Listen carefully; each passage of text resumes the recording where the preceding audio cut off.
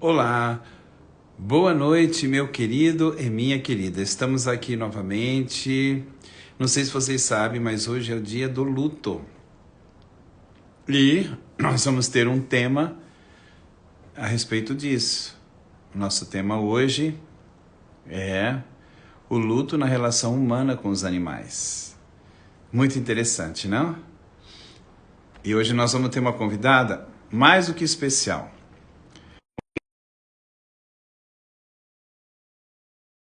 Consteladora e professora do nosso curso de pós-graduação do módulo Constelações de Animais. Tá? Então nós vamos ter hoje. Boa noite! Tudo Oi, tudo bem, bem? querida? Tudo, e você? Tudo bem também.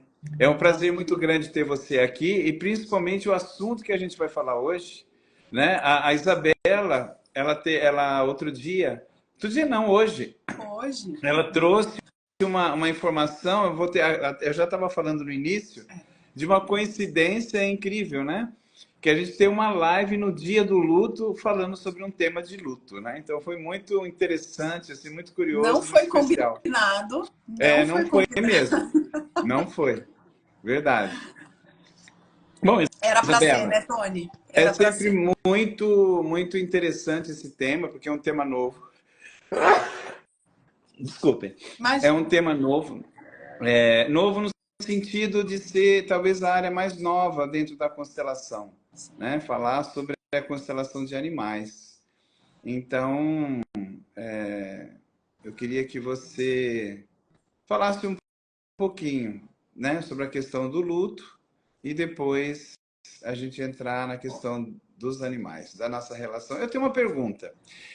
Para a gente iniciar, antes de falar do luto, que é assim, se a gente tivesse esse mesmo momento da constelação há 30 anos atrás, você acredita que seria um tema ou seria um assunto que estaria inserido, por exemplo, num estudo da constelação ou não? Dos animais? Isso. Não. Essa é a De jeito grande nenhum. questão. Por De que jeito. não seria? Porque há 30 anos atrás eles não eram da família, né? Então, o que Ah, que mudou? O vínculo, o nível do vínculo, o tipo de relação mudou. Isso não quer dizer que a gente não gostasse dos animais, né? Os animais sempre tiveram um lugar muito especial. Os animais de estimação, os cães, os gatos, sempre tiveram um lugar especial no coração dos seres humanos, né? Mas essa relação foi se modificando ao longo desses últimos 20, 30 anos. Então, quando morria um animal, morria um animal. hum, Hoje morre um filho, hoje morre um parente, um ente da família, né? Hoje morre um indivíduo do sistema familiar multiespécie, sabe? uhum. E isso tem o lado bom e tem o lado que não é tão bom assim. É isso que a gente vai ver. Não, então existe, né, um nível de relação muito mais profunda, mas também tem as faces dessa relação. E uma das faces é a disfuncionalidade, é o desequilíbrio. E aí a gente vai ver hoje que quanto mais disfuncional a relação é em vida, maior é o sofrimento do processo de luto. Uhum. Puxa. Tem uma ligação aí. Então, falar um pouquinho do luto primeiro, né? Porque hoje é o Dia Nacional do luto em geral, de todos os tipos, né, de luto. Existe luto de morte e existe luto em vida. Então, processos, ciclos que se encerram também geram luto. Uhum. Luto não é só Sim. morte Ah, morrida, né? é. Então, divórcio gera luto. Desfazer uma sociedade gera luto. Aposentadoria gera luto. Filho saindo de casa, né? A síndrome do ninho vazio gera luto. Então, existem vários tipos de luto, né? E aí eu vou começar falando um pouco sobre o luto, tá? A dor do luto. Então, eu fiz várias anotações aqui, porque eu queria deixar a live bem rica. Então, eu vou seguir um scriptzinho. E aí eu vou começar com uma frase que diz o seguinte: a dor do luto é impossível de ser evitada. Ela está presente em todas as relações que são importantes para a gente. Então, a gente já começa com isso. E aí, a gente já se depara com algo, né, que o ser humano não gosta de sentir dor. Então, muitas vezes, a partir dessa frase que a gente está iniciando, muitas vezes as pessoas não querem passar pelo processo de luto. Lógico, gente, não é gostosinho. Não é bom passar por uma dor. Mas essa dor, ela é inevitável. E ela precisa ser vivenciada com tudo que vem junto. Porque aí o que acontece? Muitas vezes a gente não dá conta ou não quer viver essa dor, e aí a gente coloca ela num lugarzinho secreto, numa gavetinha, e lá ela vai permanecer por anos, por décadas, às vezes uma vida inteira. Então, toda dor que não é chorada, que não é acolhida, que não é vista, que não é incluída, o que acontece? Ela vai embora? Não. Ela não vai embora. Ela fica naquela caixinha de Pandora. E em algum outro momento, ela será aberta, essa gavetinha, essa caixinha. E muitas vezes ela é aberta pelo luto de um animal. Então, às vezes, isso é muito comum. Já fazendo, né, uma entrada aí na questão dos animais, muitos animais trazem de volta o luto de dores não vividas, de pai, de mãe, de filhos não nascidos, enfim, de divórcios, de finais de ciclo, que ele é um gatilho para essa dor vir de novo para a superfície, tá? Então, assim, a gente precisa viver o processo de luto, tá? De nós, terapeutas, né, de nós ajudantes, precisa haver uma habilidade em lidar com o sofrimento humano. Também, que é muito difícil, né? A gente pouco consegue suportar o sofrimento do outro, né? E o olhar sistêmico, ele pode auxiliar muito, porque eu preciso suportar, eu preciso concordar com o processo de dor do outro e com a história difícil que ele está passando, né? Porque existem histórias muito desafiadoras. Então, para eu poder estar disponível para o que aquela pessoa precisa naquele momento. Então, por que gera dor, né? Agora a gente vai falar de dor de morte. Porque aquela pessoa nunca mais vai ver aquele ser fisicamente, né? Então, gera muita dor. A dor, Tônia, ela é uma experiência emocional, tá? Então, assim, mensurar a dor é muito complexo, porque ela é uma percepção, corpo, emoção, alma, né? Individual, e ela, a gente tem a escala da dor física e a gente consegue mensurar, por exemplo, uma dor física, mas ela é muito individual. A minha dor pode ser diferente da sua dor, né? 2, 3 filhos podem sentir a dor de uma mãe, de um pai, de forma diferente, essa dor da perda, né? E por que dói?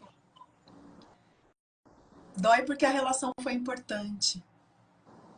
Dói porque teve vínculo. Dói porque tem amor, rompimento desse vínculo, né? Então, o que é bem importante aqui, que eu acho que é algo que a gente pode, que eu aprendi muito, né? Eu estudei muito sobre o luto, porque hoje é uma das minhas frentes de trabalho, é esse processo de acolhimento dos tutores, porque a gente vai falar um pouquinho mais para frente, o luto, a morte dos animais é reconhecida, mas o processo de luto ainda não é reconhecido, quando ele perdura. Então, faltam pessoas, faltam profissionais para fazer esse processo de acolhimento, para direcionar esse processo dos tutores. E o luto pode ser direcionado, ele pode ser acolhido, tá? Então, primeira coisa, a dor precisa ser reconhecida. Ela precisa ter lugar de existência, né? Para a própria pessoa que está sentindo luto e para o profissional que está aí ajudando, ou um parente, as pessoas que estão ao lado, elas precisam falar: eu vejo a sua dor, eu sinto muito. Eu vejo a sua dor, que é uma frase que a gente usa tanto, né, Tony, no olhar sistêmico, né? Ó, se tiver perguntas aí, você vai me falando, que eu não tô vendo, não tá aparecendo nada. Não, eu tô monitorando aqui, por enquanto, tá todo mundo só, Maravilha. assim, tem olhos só para você. Daqui a pouco eles vão conseguir se descontrair e falar, nossa, tem alguma coisa que eu quero falar. Então é isso, pessoal. Pode ir fazendo as Isso. perguntas. Eu vou Você monitorando lê para aqui. mim, porque para mim não tá aparecendo nada, tá? Você fica à vontade que eu vou, assim que tiver pergunta, eu dou uma sinalizada e faço, Maravilha. tá? Né? Então, assim, a dor ela precisa ter um lugar, ela precisa ser reconhecida. E aí, a desvalorização da dor, ela faz a dor durar mais tempo. Olha, olha isso. Então, as pessoas, o que, que as pessoas acham? Né? O que, que a gente acha? Se a gente não der bola para a dor, ela vai embora. Não, gente. Dê bola para a dor. Dá bola. Sabe? Dá lugar para essa dor existir. Porque quando a gente não olha para essa dor, ela vai perdurar mais tempo. Às vezes parece que ela foi embora, mas ela tá lá num lugar bem escondidinho. E a qualquer momento essa bolinha pode vir à tona e pode estourar. Tá? O tempo, ele é um aliado. Não o tempo cronológico, tá? O tempo de maturação, o tempo de lidar com essa dor. E esse tempo, as pessoas perguntam muito para mim, quanto tempo dura? Primeiro, eu fiz um workshop e eu recomendo muito que vocês leiam algumas obras da Ana Cláudia Quintana Arantes. A Ana Cláudia Quintana Arantes é uma médica paliativista. Muito do que eu vou falar aqui vem dela, inclusive algumas frases. Eu fiz um workshop sobre luto com ela e ela é especialista em luto, né? Então, como não existe nada na veterinária, a gente vai estudar, né, o luto humano, porque o processo de luto ele é igual, ainda mais nos dias de hoje, onde esses animais ocupam, né, vínculos e relação dentro do sistema familiar. Então eu recomendo que vocês leiam as obras da Ana Cláudia. Uma das obras mais famosas dela e que eu recomendo que vocês comecem até por ela é A Morte é um Dia que Vale a Pena Viver. É um livro bem fininho. Ele é um livro que fala sobre morte, mas é um livro que fala sobre vida. Então é um livro que todo mundo deveria ler. A Morte é um Dia que Vale a Pena Viver. Ana Cláudia Quintana Arantes é o nome da autora. Essa médica paliativista, ela é referência em luto e em cuidados paliativos no Brasil. E ela está em contato com esse processo de finitude. Então, ela descreve muito, tanto o processo fisiológico de morte, quanto o processo psíquico, né, emocional, enfim, das relações. É muito interessante. Todo mundo deveria ler, porque, inevitavelmente, todo mundo vai passar por isso, né, Tony? Sim. Todo mundo vai passar por isso, né? Com os animais, com as pessoas da família. E falar de morte é uma coisa que as pessoas realmente evitam, né? Não faz de conta que não existe. Por outro lado, é a única coisa que a gente tem certeza absoluta que vai acontecer em algum momento, né? Talvez isso é uma coisa que gera mais medo. Sim. Porque quando é uma coisa que você não tem certeza que vai acontecer, vai ter uma terceira guerra mundial? Será que vai ter uma guerra nuclear? Tem rumores, mas você não tem certeza. Pode ser que não aconteça. Não acredito que nem vai acontecer, espero. Mas a morte não. E aí a pessoa tem dificuldade, porque pensar na morte é você deixar de ter alguém ou alguma pessoa ou um animal que tem um espaço afetivo importante dentro de você. E eu penso assim que o que está vinculado a essa dor, como você disse, né, tem situações passadas de perdas de pessoas, enfim, algum acontecimento, algum tipo de perda, né? Porque como você falou, não é só morte física de alguma coisa, né? É o término de um relacionamento, como você comentou. E se foi uma coisa muito traumática, qualquer coisa que... Por isso que agora você me despertou uma coisa, um pensamento que eu não tinha pensado antes, né? Que, entre outras coisas, a dificuldade de olhar para a morte é a dificuldade de olhar para tudo que foi que terminou mal resolvido. Sim, E aí vem uma outra reflexão, né?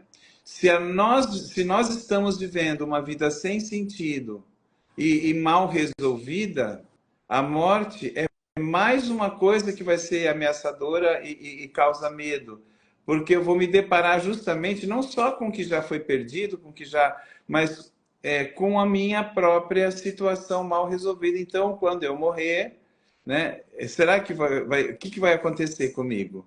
sim. Né? Agora eu já sei do que aconteceu de ruim, desperta um medo, muita coisa ruim de coisas, de mortes mal morridas, vamos falar Sim, dessa sim, forma, né? Mortes mal morridas, que tem a ver com uma vivência daquela situação que não foi bem digerida.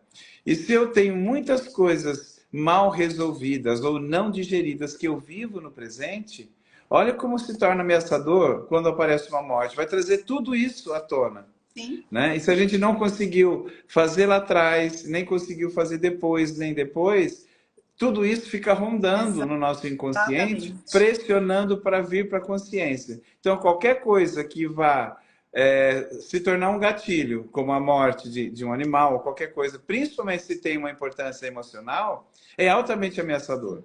Então, todo mundo corre da morte. Exatamente. Muito bom a sua percepção aí. É exatamente isso. E a Ana Cláudia, ela fala, e aí isso quando eu ouvi dela me trouxe um uau. Ela fala que o luto ele é para sempre, o luto não passa. O processo da dor do luto tem um tempo. E as pessoas me perguntam quanto tempo dura o luto. E aí a Ana Cláudia me trouxe essa resposta. O luto dura para sempre. Mas a dor do luto, porque você vai lembrar, principalmente se foi um ser, né, um indivíduo importante. Imagina quando você perde a mãe, quando você perde um filho, por exemplo, dura para Difícil. sempre. E você sempre vai lembrar o que acontece com o tempo. Essa memória, ela vai do sofrimento para a saudade, ela vai do sofrimento para a homenagem, né, para uma memória boa. Mas a Ana Cláudia diz que de tempos em tempos tem um dia que vem um pesar, que vem uma tristeza. E isso é normal, né? Pode ser que daqui 10 anos tenha um dia que você chora de saudade daquela pessoa, daquele. E pronto, e aí você enche o baldinho e segue, né? Mas a dor do luto, o processo de dor do luto, ele tem um tempo. E esse tempo é muito variável. Não dá pra gente colocar dentro de uma caixinha. Dura 3, 6, um ano, depende. Depende do nível da relação, depende do que você viveu em vida com aquela pessoa, depende de como vocês estavam quando a morte aconteceu, né? Depende de uma série de aspectos. Então, ela traz muito que o luto é para sempre.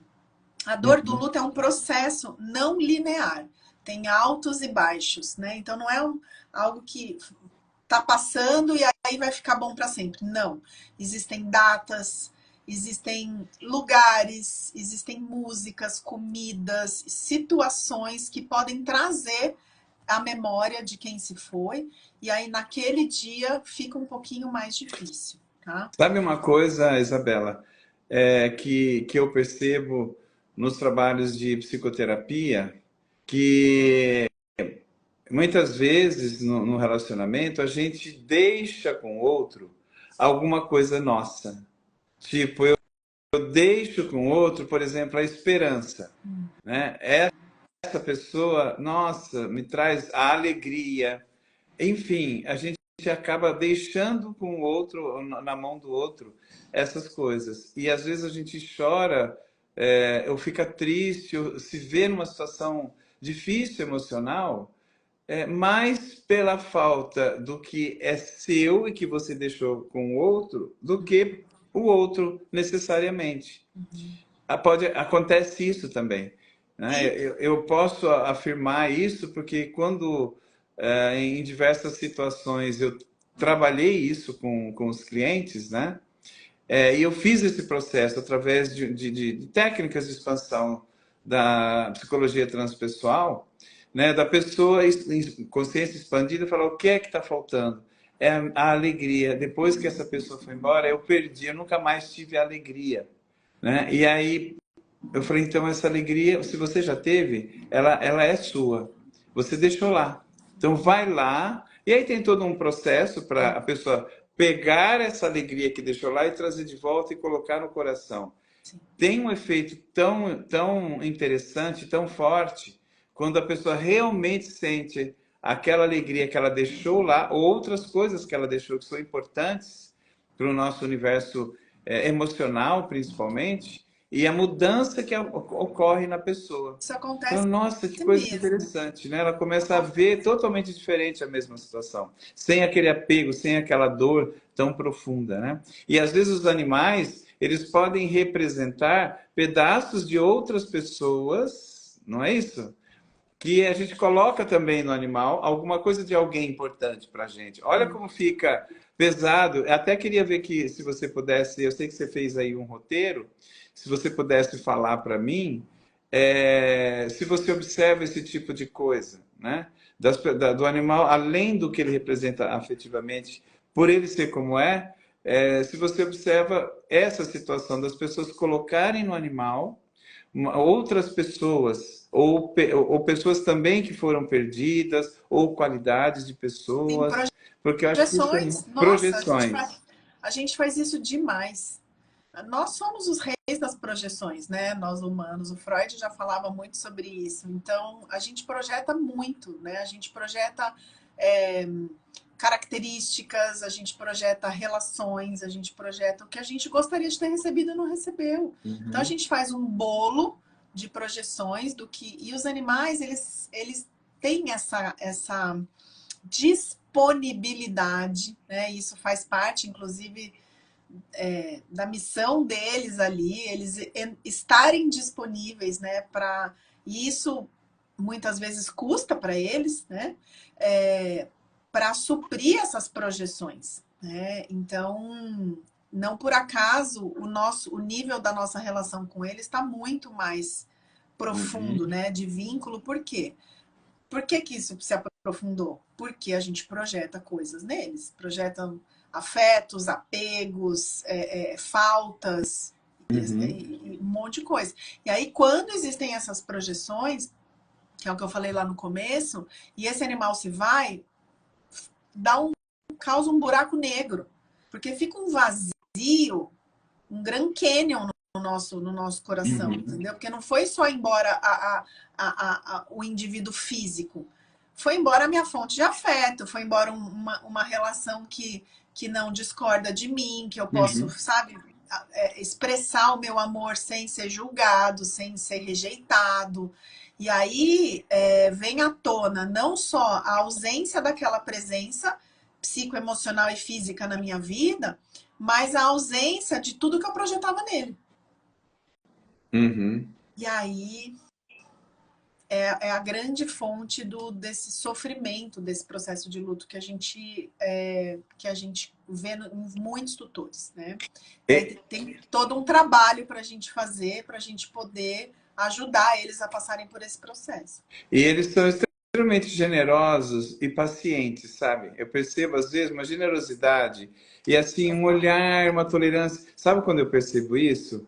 Quando alguém pega, por exemplo, o Toby, que você conhece, que é meu cachorro maravilhoso, quando ele pega e abraça ele, aperta ele de um jeito que ele fica todo assim, meio torto, sabe? E totalmente sem poder se mexer, e ele fica lá assim, não faz nada. Disponível. Aí Mesmo sem quando estar a adorando pessoa aquilo. tira ele, ele não faz nada, É, ele é um gentleman, e põe ele no chão, mas às vezes eles ficam numa situação que, assim, de olhar, a gente já começa a notar, deve estar extremamente desconfortável para eles. exatamente.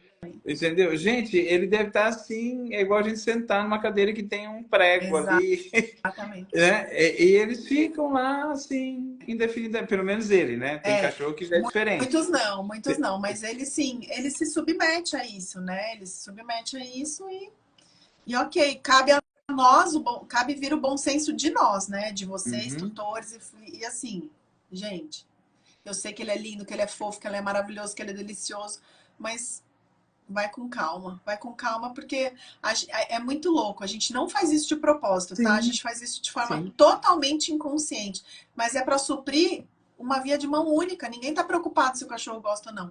E aí, gente, foge do tema, mas é importante aqui, porque tem relação com isso que o Tony trouxe. Cachorro não se relaciona com abraço. Abraço não é expressão de afetividade canina.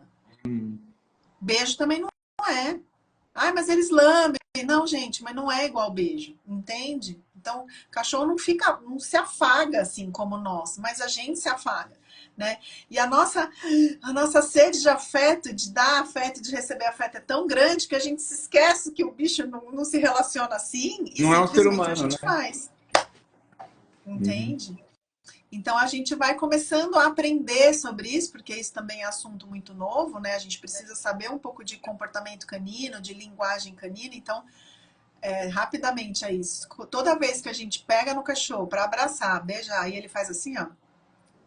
Ele põe a linguinha para fora, ele não tá gostando. E ele olha para cima, ele não tá gostando. Se ele fizer esse olho para cima, fizer assim, pode desabraçar, porque ele não gosta, entendeu?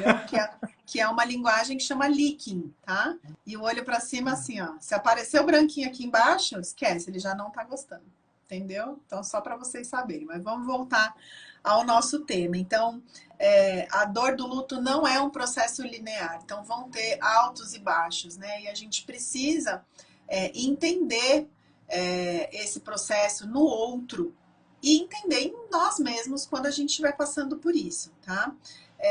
Então, assim, o processo da dor do luto, a gente atravessa ele. A Ana Cláudia traz muito isso, que o processo da dor do luto é entrar numa caverna interna, né? E a gente atravessa a dor do luto. A gente não permanece na dor.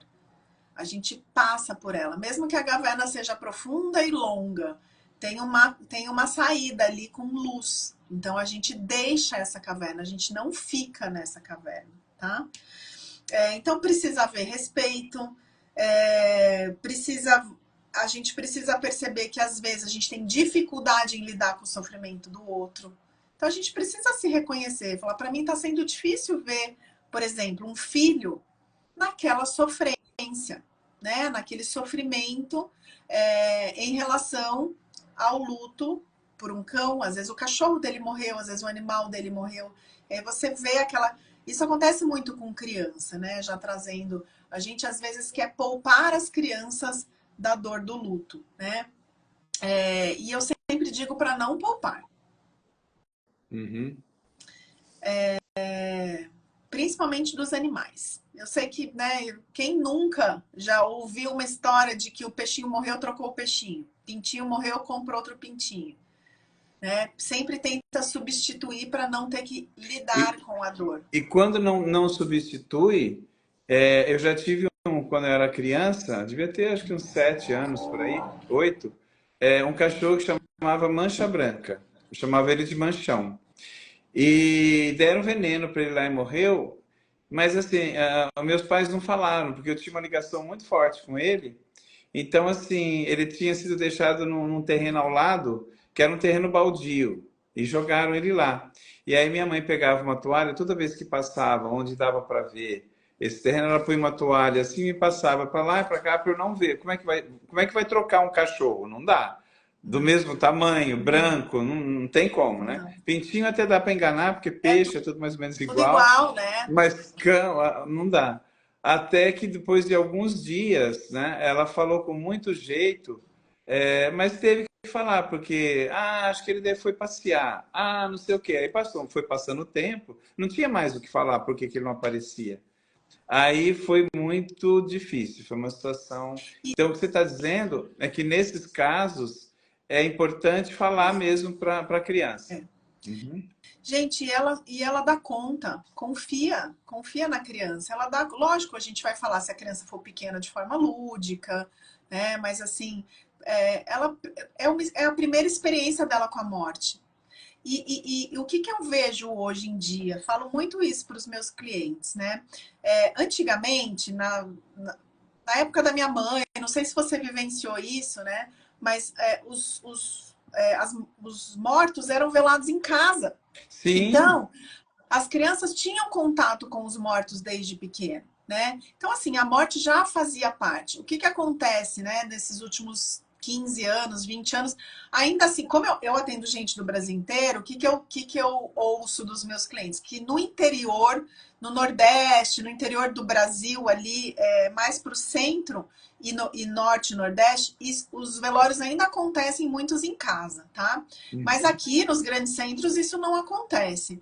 O que que eu vejo, né? Que a gente foi tentando poupar as crianças, né, da morte, do processo de morte. Quando chega na idade adulta, vai ser a primeira vez que ele vai entrar em contato com a morte. Uhum. E aí, isso tem um impacto muito grande. Então, é saudável a criança entrar em contato com a morte, lógico, de uma forma que a gente vai conduzindo isso, né, dependendo da idade da criança, de forma direcionada para a idade dela, adequada, né, mas ela já vai ter esse contato com a morte sem todas essas crenças, todas essas coisas que vão vindo com a idade. Eles conseguem elaborar, a gente precisa confiar neles, né? E os animais, eles são muitas vezes esse primeiro contato com a morte. Uhum. Então a gente precisa poder falar, olha, infelizmente, né, aconteceu um acidente e que a vida tá aí, que a morte faz parte da vida. É um processo natural, embora muito doloroso. Uma coisa que eu queria pedir para você, Isabela, sobre esse ponto que você está colocando, porque isso é natural, né? As pessoas têm os seus animaizinhos, acho que vou colocar que a maioria da população tem pelo menos um gato, um cachorro, tem alguma Sim. coisa, né? Como é que você acha interessante abordar as crianças em particular, adultos também, né? Porque tem adulto quando perde um animalzinho, a criança dela vem ali a mil. Então, como é que você vê uma forma mais pedagógica, didática, na sua experiência, que funciona bem, de como falar para essas crianças sobre essa morte desse animal tão querido que foi embora? Como é que você sugere assim uma maneira das pessoas falarem? Depende muito do caso. Por exemplo, eu vou dar o exemplo do último processo de morte que eu vivenciei da minha cachorra. Depende, porque, por exemplo, no caso da minha cachorra, que ela estava em processo de morte, eles já estão olhando para isso. Hum, Entende? Ela já hum, está em processo de morte. Ela estava velhinha, ela estava com câncer terminal. Então, eles foram acompanhando. E eu sempre deixei eles acompanharem. Por exemplo, a minha filha caçula tinha uma ligação maior com ela. O meu filho já só reclamava do cocô fedido. Ele não tinha. Ele gostava, mas era um outro nível de relação. A minha filha não, ela já tinha uma relação, um vínculo maior, né? E aí eu pedi para eles um dia eles se despedirem dela, sentarem do lado dela e conversarem com ela, né? Agradecerem pela vida que a gente partilhou juntos, a gente relembrou como ela chegou na nossa família. Então a gente fez uma conversa ali, né? Um rito uhum. e nos despedimos. Então isso já vinha acontecendo. É, há uns 3 meses, 2 meses e meio, 3 meses atrás, a gente chegou um novo animal na família, não na minha casa, mas na casa da minha sogra, e esse animal com 30 dias caiu da cama. Caiu da cama e ficou super mal e foi para o veterinário, né? E aí eu tive que dar notícia para eles. Então, porque era perigo de vida mesmo, né? E aí eu Uhum. sentei, chamei eles e falei, gente, o Joy sofreu um acidente. Uhum. Você sentar e falar, mamãe precisa conversar com vocês, aconteceu algo, né? E aí contar um pouco sobre a vida, né? Contar que a vida tem os seus processos e que a vida é finita, ela tem uma finitude. E que todos nós vamos passar por isso. E Uhum. que o momento do fulano, né, dali, chegou, né?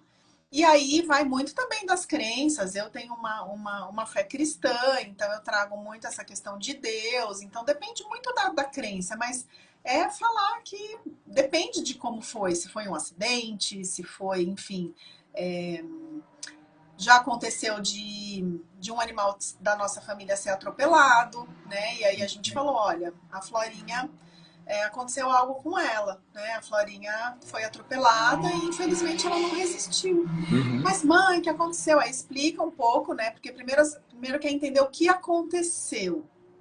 Depois vai lidar com a morte. Primeiro lida com o fato e depois com o que vem depois do fato. Então, muitas vezes, você vai ter que ficar dias explicando isso, porque a criança ela vai ficar elaborando isso, ela vai ter muitas dúvidas em relação a isso. E você tem que estar disponível com naturalidade. E se der vontade de chorar, chora. Hoje a mamãe está um pouco mais triste, porque a mamãe sente falta e sente saudade, né? Porque foi importante para a mamãe. E se vocês tiverem vontade também, né? Tem dia que vocês vão estar com mais saudade, podem chorar. Então, assim, com muita naturalidade. E deixar transbordar aquilo que você está sentindo. Acho que é a forma mais direta e natural possível, né? Dizendo que, reconhecendo. Oi, Tobinho! É o Tobinho? É. É.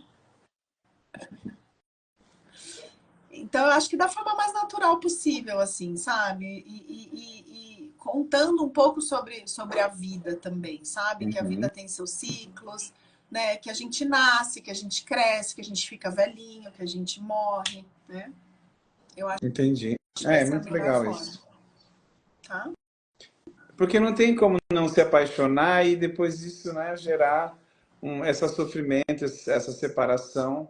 É uma coisa Exatamente. realmente muito, muito forte, né? É a Muito, tem parte mais pessoas. difícil da relação. É a parte mais difícil da relação, sem dúvida nenhuma. Eu tenho amigos que não foram nem trabalhar, para você ter uma ideia. Sim, Porque foi um impacto tão grande, uma dor tão grande, que a pessoa nem vai trabalhar. isso é muito Então, comum. E, inclusive, eu vou falar um pouquinho sobre isso, né, na parte dos animais, que eu deixei para a gente falar especificamente deles, por enquanto a gente está indo e voltando, mas estamos falando do luto em geral, né? Hoje, muitas empresas já consideram, né, dar o dia off como se fosse realmente, né, alguém da família. Então, isso já é reconhecido em muitas empresas. Você pode tirar, ter o seu dia aí off reconhecido por um processo de luto importante. ou seja, já está sendo incorporado, Já, né, na sociedade de um já, modo institucional, vamos dizer assim, né? já, Essa importância que os animais têm na vida da gente, né?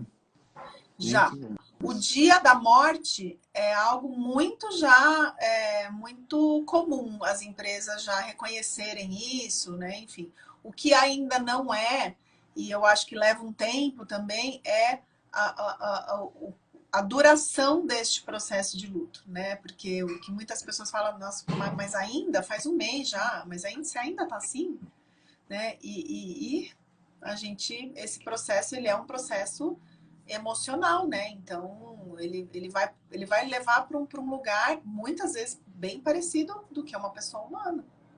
Uhum. Às vezes até mais, depende do nível de relação de cada pessoa, né?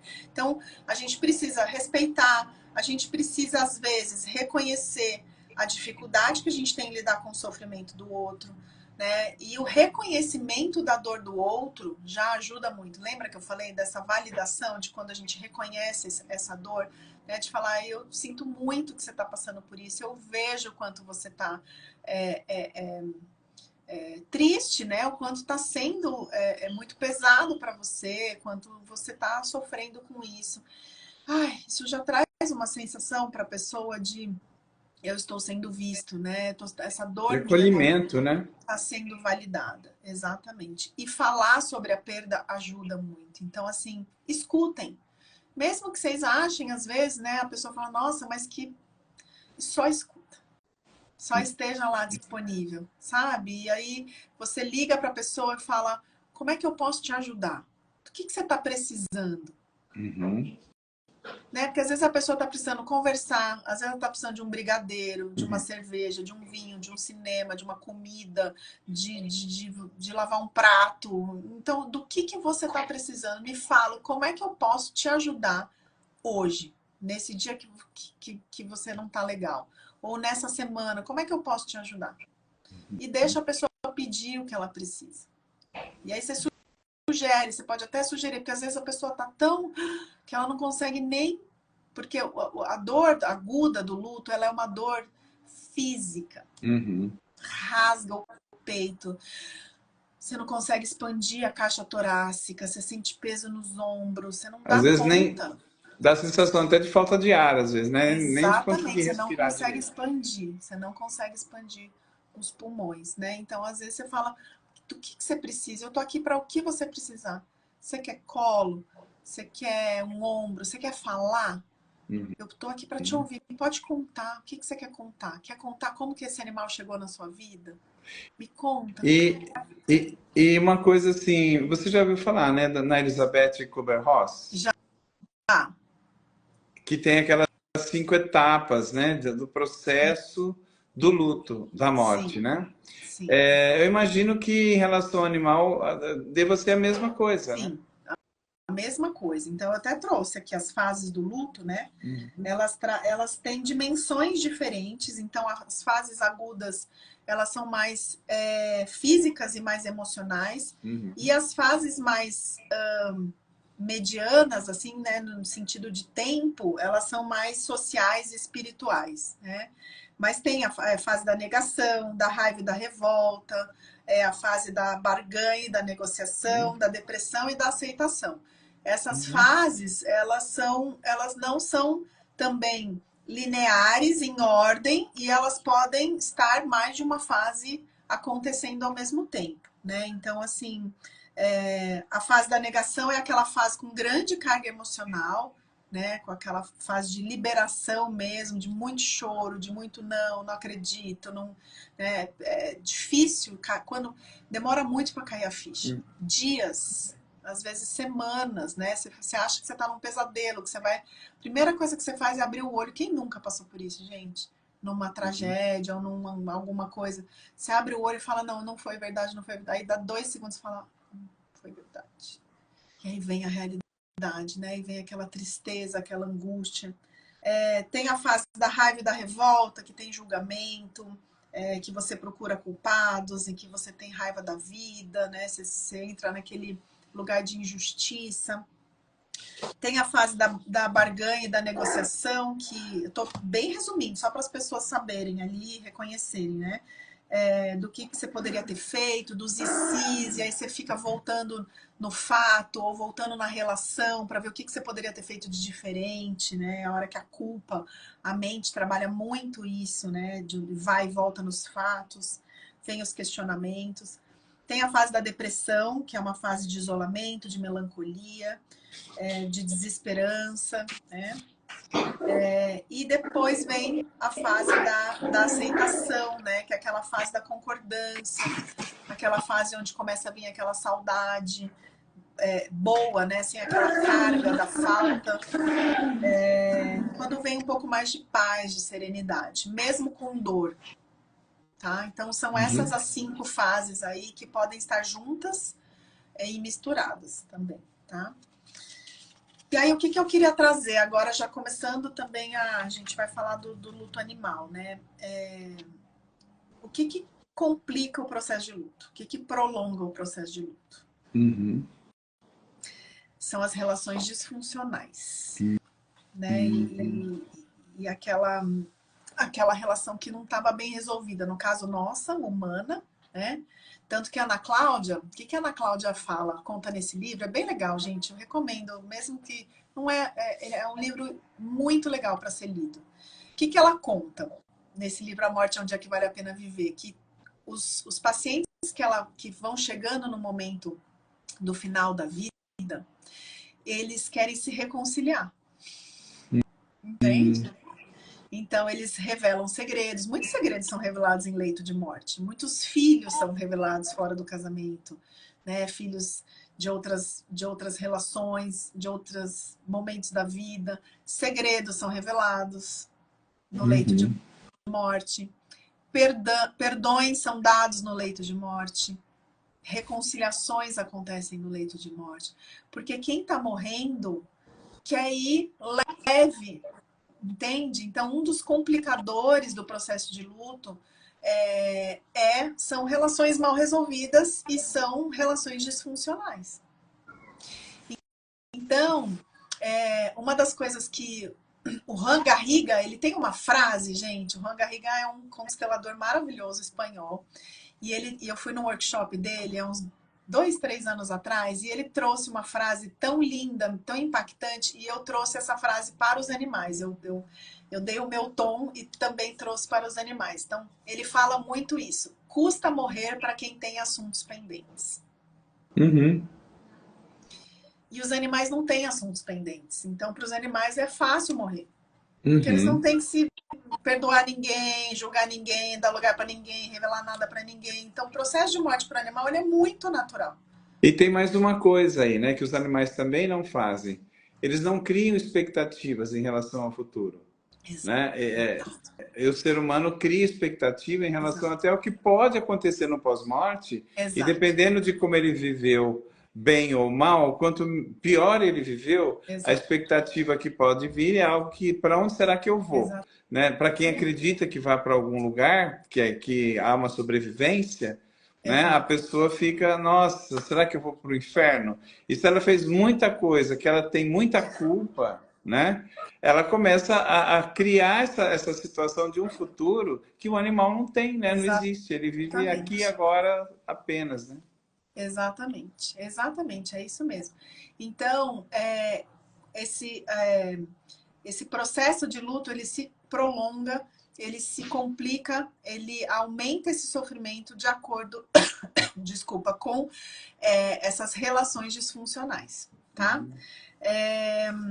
E aí vamos entrar um pouquinho, então, no luto animal, né? Que já estamos, né? Tudo que a gente falou cabe ao luto animal, mas também no luto em geral, né? Então, assim, como eu disse, os animais fazem parte da família, eles ocupam um lugar psicoemocional hoje completamente diferente, eles adentraram para dentro do nosso sistema familiar, né? Hoje já se respeita, como a gente falou agora há pouco, o dia da morte do animal, mas ainda há dificuldade no processo de luto do animal, pelo tutor e pelos que estão em volta aí dessa relação, né? Para elaborar e para vivenciar. E é um processo que pode ser conduzido. O processo de luto ele pode ser conduzido. Todo o processo de luto pode ser conduzido, né? E aí, como é que a gente conduz esse processo? Com uma escuta, sem querer consertar, porque não há conserto para o luto, né? Dar um lugar para essa dor, olhar para o sofrimento, olhar para essa culpa, porque principalmente na relação com os animais tem muita culpa quando a gente está falando de eutanásia, porque o processo com os animais, o que é diferente? A gente toma decisões pelos animais. No tratamento, enfim, no médico, somos nós responsáveis, né, pelo cuidado.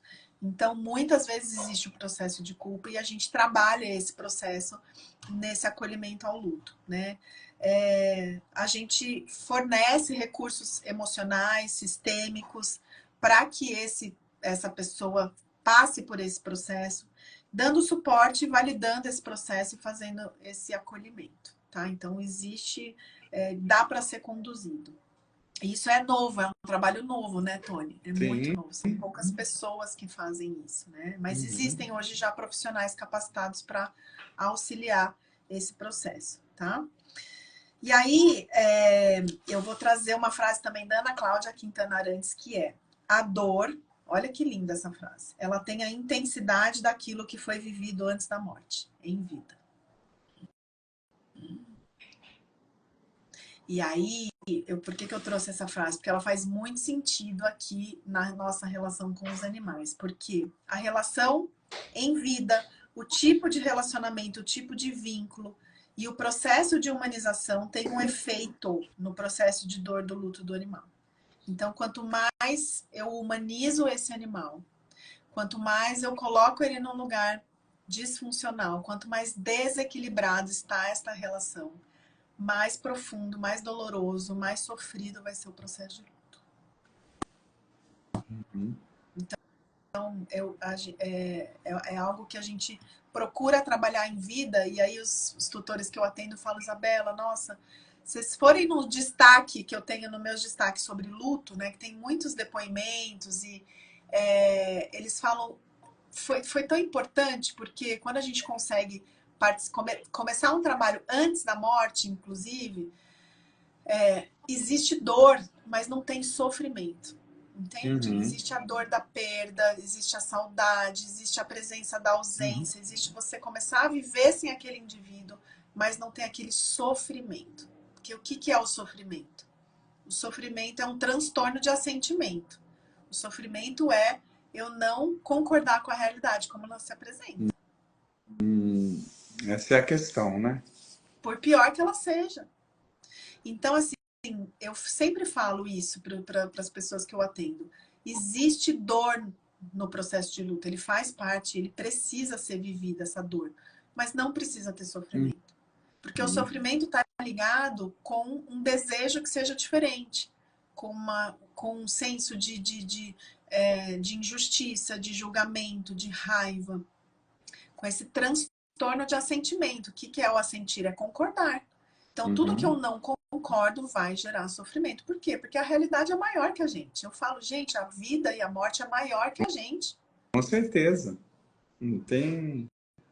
E uma coisa, eu já ouvi uma coisa sobre a morte que eu achei muito interessante. Uma vez assim, acho que foi, se não me engano, será que foi o Garriga? Eu não tenho certeza. Mas que assim, qual que é o contrário da morte? O nascimento. Isso. Mas não é isso que as pessoas falam. As pessoas falam o contrário da morte é a vida. Sim, Né? não, a Só morte que, está na vida, exato, né? esse é o ponto, né? Só que a gente tem dificuldade prática de experimentar porque a gente tem necessidade de pegar, né? De tocar. Isso é o que existe. Mas é bem isso, né? Que o oposto, o contrário da morte é o nascimento e não a vida. Porque a vida compõe morte e nascimento, né? As duas coisas fazem parte O da vida. nascimento e a morte estão dentro da Dentro da vida. vida, exatamente. A Já vida é há algo maior. vida, já há vida antes do nascimento. Exatamente. A vida é algo bem maior do que nascimento e morte em si, né? Sim, sim. Mas é bem isso que você falou antes, né? Acho que essa coisa da dor da morte, de toda essa dificuldade, é porque a gente vive muito mal e se apega muito às coisas. E viver mal é não estar presente, né? Digerindo aquilo que a gente está vivendo, tanto de bom quanto de ruim, né? A gente se apega demais. E aí, quando entra aquilo que a gente falou antes, que no animal tem muitos apegos ou muitas projeções, quando a gente está projetando, a gente não está presente. Porque essas projeções ocorrem de forma inconsciente. Exatamente. Então, é bem isso, né? É quando a gente não está desperto, quando a gente pensa que está acordado. A gente está ilusoriamente acreditando que estamos acordados, mas não estamos. A gente faz muita coisa inconsciente sem perceber. Muita. Né? Mas muita. São poucos momentos que a gente está realmente no momento presente e consciente daquilo que a gente está vivendo e fazendo. Isabela, a gente está chegando para o final. Eu não sei se você tem mais coisas aí que você trouxe, que você se preparou. Eu tenho mais um pouquinho só. Tem algumas coisas importantes aqui. Então eu vou ficar em silêncio agora para aproveitar tudo que você tem para falar. Então, o que eu queria trazer, né? Que esse nível da relação ele que conduz o processo de luto em relação aos animais. Então, é o que foi vivido em vida que vai trazer muito do que vai ser vivido no processo de luto, tá? Então, por exemplo, a decisão tutores que decidem pela eutanásia gera um processo de culpa muito grande, muitas vezes, né? Se foi na hora certa, se foi a decisão certa para ser tomada. O processo de adoecimento, então, os caminhos, os profissionais escolhidos, as decisões que precisaram ser tomadas. Então, tudo isso contribui para o processo de luto. No sofrimento, no auto-julgamento, às vezes julgamento de um profissional que acha que não fez bem a condução do caso, tá? Tô trazendo tudo que chega para mim em relação ao luto dos animais, né? E aí, o que eu queria trazer, que é muito interessante, e que eu faço muito isso no processo de acolhimento das pessoas que chegam até mim. Como é que é a morte para os animais? A gente já falou muito isso nas nossas conversas e nos workshops, né? Como é que é a morte? Né? Como é que os animais veem a morte? Como um processo completamente natural. Porque, como o Tony disse, a morte faz parte da vida. A gente só não consegue olhar para isso de forma natural porque a gente tem o nosso ego, né? Os nossos medos, as nossas crenças. Os animais não têm isso. Eles não têm a psique, eles não elaboram em relação à morte. Simplesmente, ela faz parte da vida como mais um processo, assim como o nascimento. Né? Então, como é que é na natureza? Na natureza, a morte simplesmente é.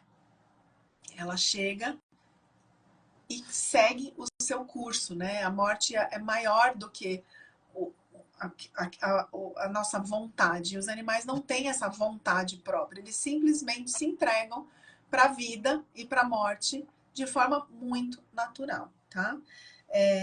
E como é que é o processo de luto para os animais? Isso é muito interessante, né? Porque muitas pessoas chegam até mim nos seus próprios processos e às vezes tem outros animais na casa e muitas vezes elas trazem esse questionamento ou me contam como é que está sendo. Então, assim, os animais, eles passam pelo processo de luto, sim, mas não como a gente. Então, como é que é na natureza? Na natureza, quando morre um animal, muitas vezes eles estão ali, eles sentem aquilo, tá? Existe um pesar, existe um sentir do animal, mas esse sentir é completamente diferente, porque não tem uma vontade individual, não tem não concordância, não tem absolutamente nada disso do que tem com a gente. E a vida segue, né? A vida é maior do que aquele acontecimento que já passou. Então, quando são animais que precisam seguir, eles seguem. E a gente muitas vezes fica, né? Eu quero agradecer você muito. Eu sei que aí tem muito mais coisas para a gente falar. A gente pode até marcar em outro momento, né? Quando você quiser. A gente pegar um outro enfoque, um outro aspecto, né, relacionado aos animais, que tem tantos. Mas eu queria dizer que a nossa querida Isabela, ela é docente do nosso curso de pós-graduação, tudo isso e muito mais sobre os animais, a prática dos animais, né? A gente vai ter no nosso curso de pós-graduação, que vai estar iniciando agora, dia 29 de junho, a 12ª turma. Para você se inscrever, somos 11 professores assim maravilhosos, como a Isabela, que vão trazer sua expertise, é presencial, a gente tem um certificado que é reconhecido pelo MEC. Quem tiver interesse em saber mais, pode ligar para o telefone 19 999 19 6965, tá? Esse telefone é exclusivo para a gente trabalhar para quem quer se inscrever no curso, para tirar todas as dúvidas. Isabela, um grande beijo para você. Um beijo para todo mundo. Tony. É Obrigada, sempre gente. muito gostoso, o tempo passa, que quando eu olho já passou uma hora. E eu quase né? não falo nada, né? Isso, quase não falo, mas... porque ninguém perguntou nada. Você imagina se perguntasse, vai precisar de 2 horas de live. Mas a gente vai voltar, viu, gente? Eu vou trazer ela de novo para a gente falar de outros aspectos aí sobre essa relação tão fantástica, maravilhosa e amorosa nossa com os nossos queridos animais. Tchau para vocês, até a próxima, até semana que vem. Boa noite, gente. Nós estaremos Obrigada. com a Juliana Lotúmulo, tá? Fazendo com a gente aí. Uma lindeza. Beijão. Beijo. Tchau. Tchau. Tchau. Boa noite.